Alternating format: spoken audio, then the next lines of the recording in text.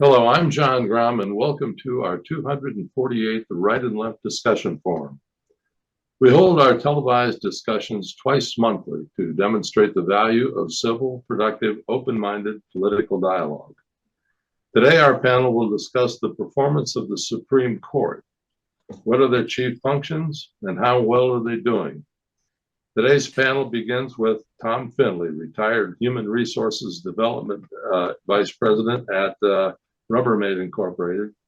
Then Patty Haskins, former member of the Wadsworth City Council and the faculty of Wadsworth Senior High School.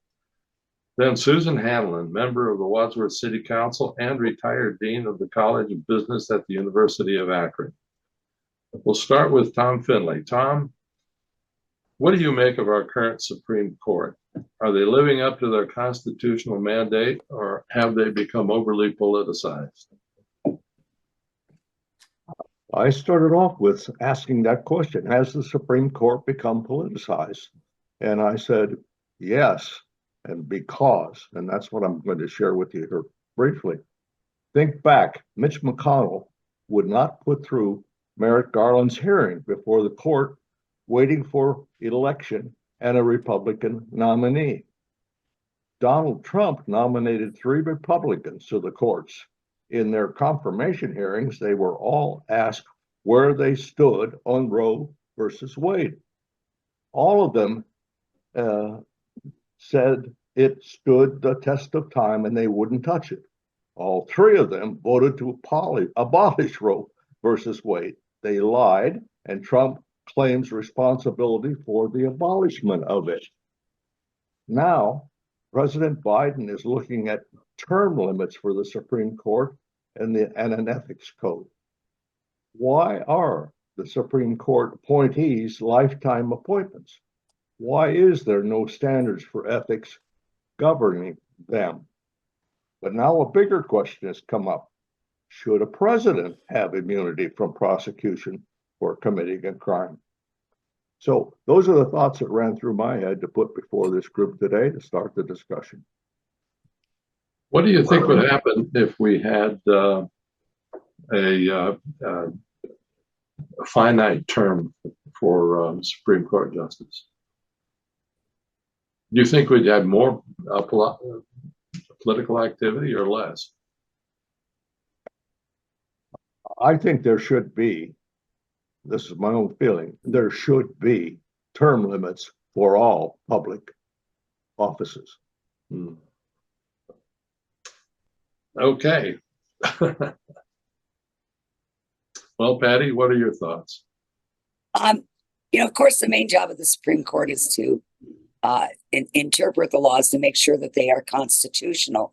I think the founders originally did not want to put term limits because they did not want judges on the Supreme Court in that position, which was powerful, to be influenced or worried that they were going to keep their job. The idea being that if they that they would have to acquiesce to one side or another that was in power in order to maintain their position. So if you make that a permanent position, that takes away that fear and that they can act independently as opposed to leaning to one side or the other. The problem is I think that that's kind of gone by the wayside.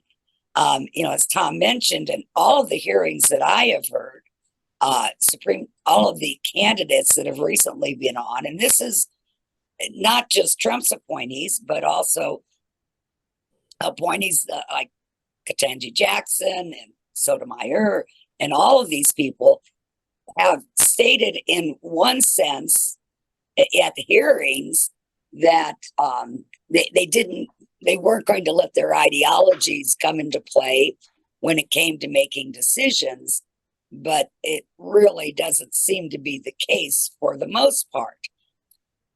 Now, overall, I think the Supreme Court does do a good job. My biggest concern is with the ethics and the lack of ethics involved with the court. We have gotten to the point where we have judges that refuse to recuse themselves from situations or from cases which there is obviously a conflict of interest, but they say no. We have a court that has no ethical standards that they are supposed to, follow. Now, all other judges, all of them in the country, are required to live by certain ethical standards. That's not the case with the Supreme Court. They supposedly police themselves. And when that happens, you see a situation where a justice why can't I think of his name? I feel like Joe Biden right now. Clarence Thomas. Thank you. Clarence Thomas receives over $4 million in gifts. I mean, and it dwarfs what the others have received. Alito's bad, but Thomas just stands out all by himself. He received that great big giant tour bus that he takes. I think it's his mother or his mother-in-law lives in a house rent-free that was bought by someone else. He's gone on all these luxury cruises. And it totally appears as though he is making decisions based upon the will of others that are giving him a lot of money. Just in the past week, we saw the Democratic Senator Menendez convicted of taking bribes and money to make decisions, and everyone is oohing and eyeing, and isn't this awful? Well, Menendez can be arrested, and he should have been, and convicted of this. But Clarence Thomas can say, no, that's okay. I can receive this money and still act independently. That to me stings to high heaven, as well as having personal family members, spouses, in 2 cases, that are actively involved in political campaigns and actively making their voices heard. And yet their counterpart, the justice on the Supreme Court, refuses to recuse themselves from cases where there is a direct conflict. Bryan, are you in total agreement with everything Patty just said? On Senator Mendez, yes. Oh, His wife was she's a foreign agent as far as the law is concerned. He's got looking at about 200 years in prison if he's convicted of all the counts. He's been found guilty on all of the counts. They did. And gold bars that were given to him. They went through his house and found hundreds of thousands of dollars stashed in cash. I mean, that's more like a drug lord as far as I'm concerned. And I think if Congress cleans up their act, they'll have a little higher horse to ride on when it comes to the Supreme Court. The Supreme Court is a separate and distinct body. It's on the same level as the executive branch. It's on the same level as the legislative branch. And that's what bothers the folks when it's not your guys on the bench. yeah. They tried, I think it was it FDR or one of them tried Yes. to pack the court. Yes. And because he wasn't getting through his legislation. They were rejecting everything. And the best thing he could come up with was, we need more of our guys. So let's dilute the court and throw more people on there. And we're hearing the same thing from the left because elections have consequences. Barack Obama famously told us all that in his, when he was doing things the way he wanted to do. Elections have consequences. I'm sorry that Ruth Bader Ginsburg didn't retire when she was asked to multiple times by the left to retire. She didn't. And that left the door open for Donald Trump to appoint an extra judge. And that's, I'm sorry, if your side can't convince the people that lean towards your side to do the right thing and step away. So maybe Barack Obama could have had it. I've heard the whole Merrick Garland thing, time and time again. I believe they used to call it, wasn't that the Biden rule?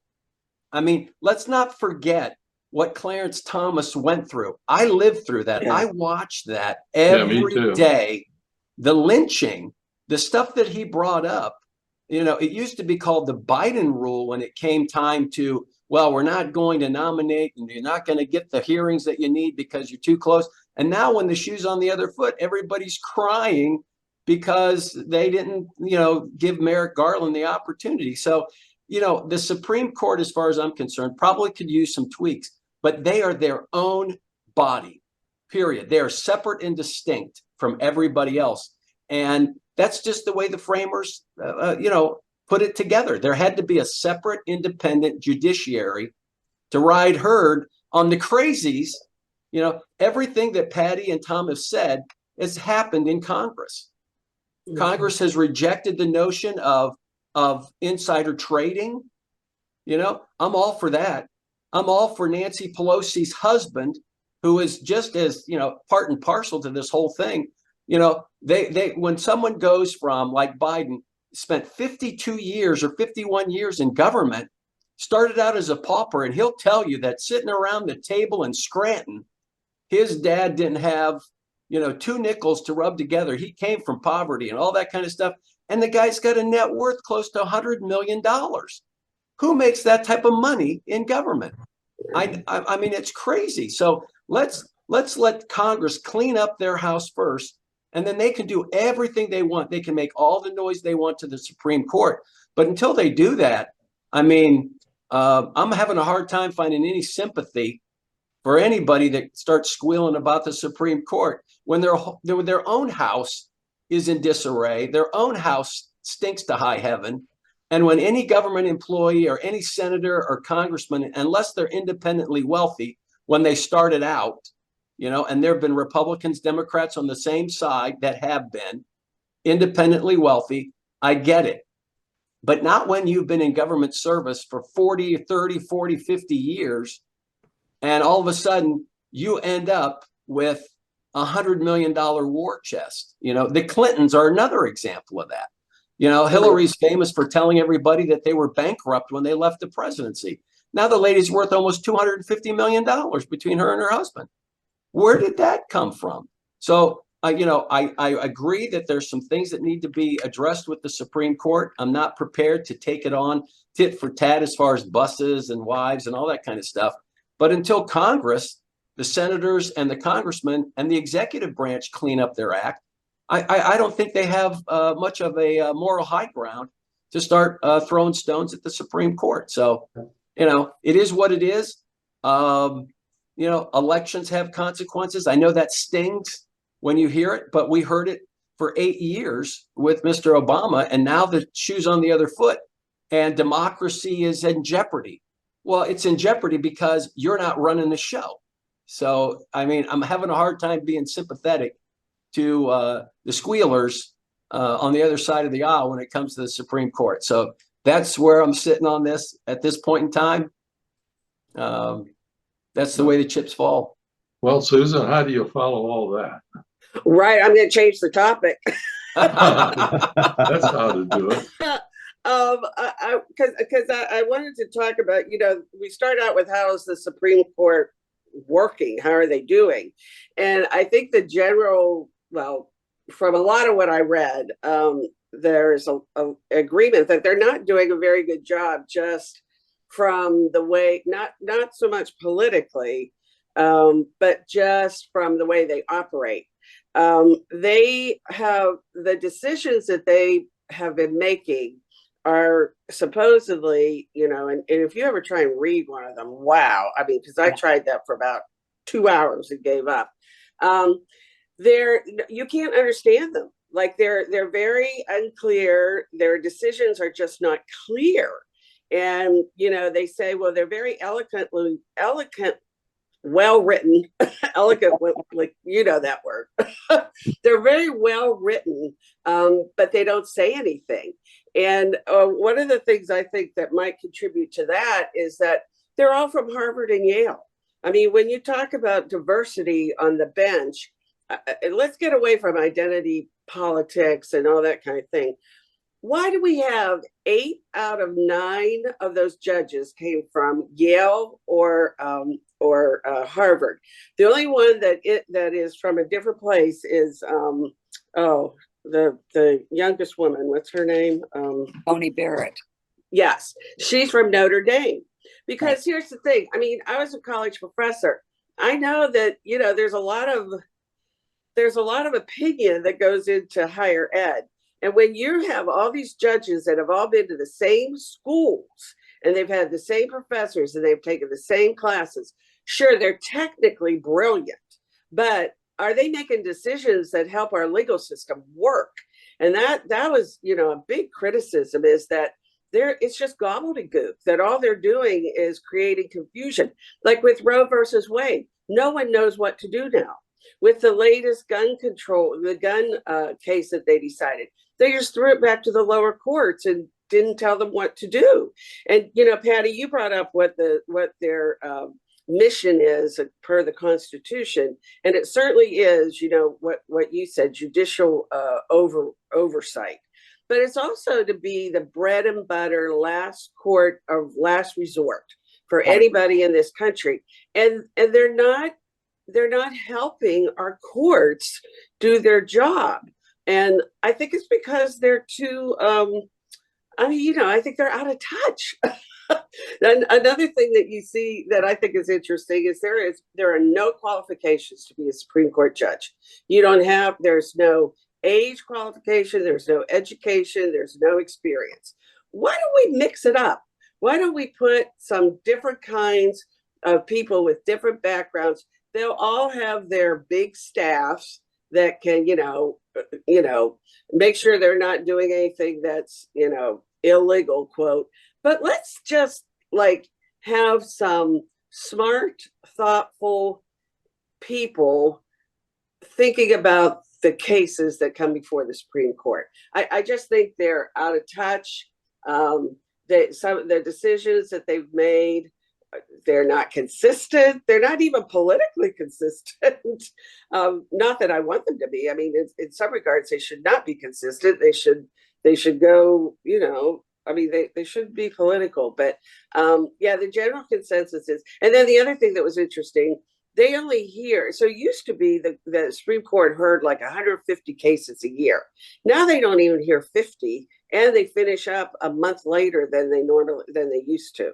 So it's the Supreme Court, from a, you know, just how are they functioning? It doesn't appear to be functioning very well. Well, all four of you seem to be very unhappy with the Supreme Court. Yeah. I've got a two-part question. Is the Supreme Court more divided now than it has been in the past? And to what extent can we blame around-the-clock media for that? I don't know that it's a fault of round-the-clock media. I think they are much more divided, though. I mean, I think it was Anthony Scalia and Ruth Bader Ginsburg were great friends, Yes. from what I understand. And you couldn't find two more polar opposites than those two. And it appears that there is a lack of respect for one another upon the court. And it's like they've got, I read an opinion piece this about 2 weeks ago, and it was saying the court is really divided into three sections now. You have the three very liberal judges. You have the three very conservatives, you know, Thomas, Alito, and Gorsuch. And then you have Roberts and Coney Barrett and Kavanaugh kind of in the middle. And it's like we're all in our separate corners and never the twain shall meet. And this makes it very difficult for them to function. I think that right now we are in more danger of a dictatorship than ever before, because the quality of the people in the Supreme Court and the presidency, if that merges into an alliance, we have paved the way for a dictatorship. And with that immunity clause, you know, ruling that was just passed out recently, which, you know, Susan, you talked about confusing decisions. That was really confusing. I mean, I tried to read that one and couldn't make it out. I thought you were about ready to say something, Tom. No. Well, Apparently it's not. just more of the same. I think that we are, with the present group of people and the present presidency, closer to a dictatorship than we've ever been. Yeah. Well, not with the exception of John Adams. I'm reading a Well, book right now about Thomas Jefferson's daughter, and I really didn't realize how like violent the whole thing got between Adams and Jefferson and the Federalists and the Republicans. I mean, that was people. I mean, they really wanted to go back to a dictatorship, and people were, there was a lot of, I mean, kind of, concern about whether they were going to pass, pass on the office in a civil way. They were really afraid there was going to be another civil war. When I think back to the early days of television, in fact, before that, when we only got news on the radio, I don't remember that a whole lot, but television in the very beginning was 3 networks, and each one of them had 15 minutes to do the news. That was it. And for the most part, they were non-political. Yeah. Now we've got endless channels. I mean, about 7 of them doing the news all the time. I just can't believe that when you've got news networks that are fighting each other over the philosophical high ground, it's got to mean something. I mean, we've got a friend that just lives by watching MSNBC, and everything that is said, she believes. And I bet she was stunned when she saw that debate and has listened to Joe Biden and actually saw the state, his mental state. I have had more friends that all they listened to was CNN and MSNBC, and they feel like they've been sold down the river. They're like, oh my gosh, I can't believe that. He was on CNN. Why did they do that to him? It's like, this is the way he's been. I think we probably get more of it now because there have been times when the Supreme Court, has been at odds with the administration. I mean, and that's what it is now. And so we're hearing about it. We're hearing things that we normally wouldn't. I mean, you don't have to go that far back in time and to read and see the history about the Supreme Court when they fell out of step with the administration that thought they were supposed to be, their ally. Yeah. And the Supreme Court's not supposed to be that way. Mm-hmm. And the Biden administration is running into that right now. And I'm sure it's happened in the past. So I really don't see that much different. It probably could function better. Yeah. I agree that Yale and Harvard, let's get some University of Akron Law School graduates. Yes. On. Let's mix it up. I mean, yeah, you're right. I mean, that's really what they look at when, they go to pick somebody. Where did they go to law school? And it's almost like, I think it's like, you can't help believe that these people, the minute they decide they're going to go undergraduate, like their goal is to become a Supreme Court judge. Yeah. So where am I going to go to school? Whose classes am I going to take?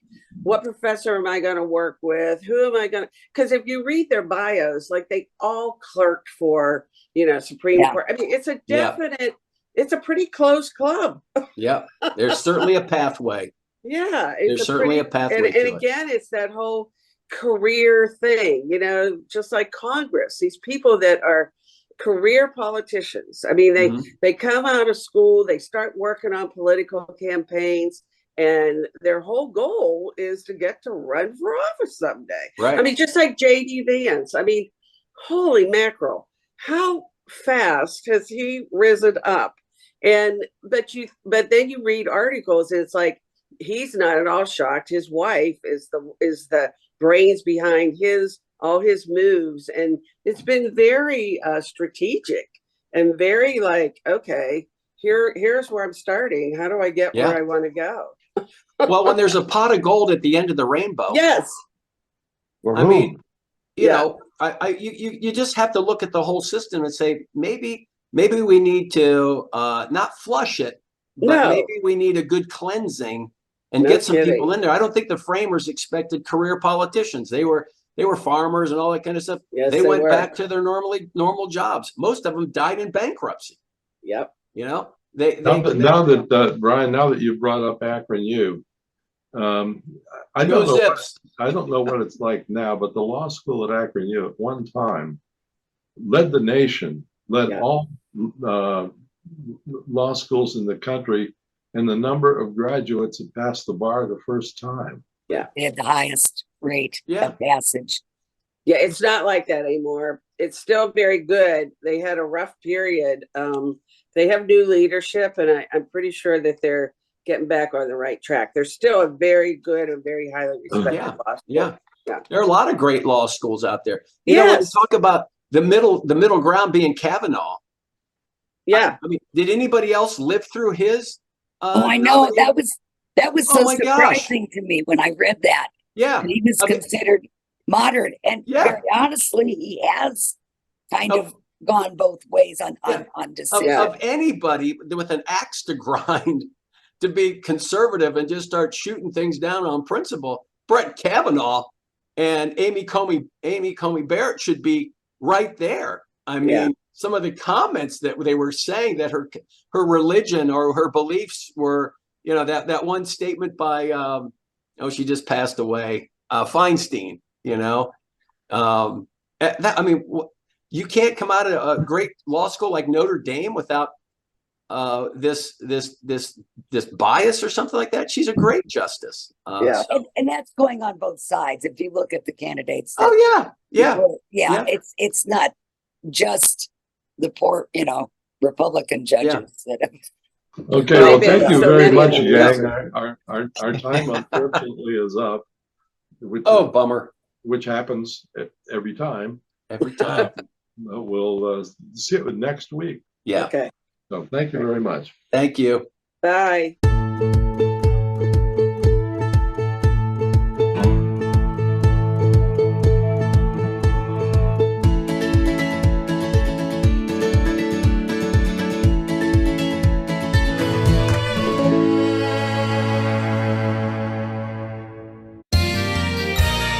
You are watching WCTV, Wadsworth Community Television.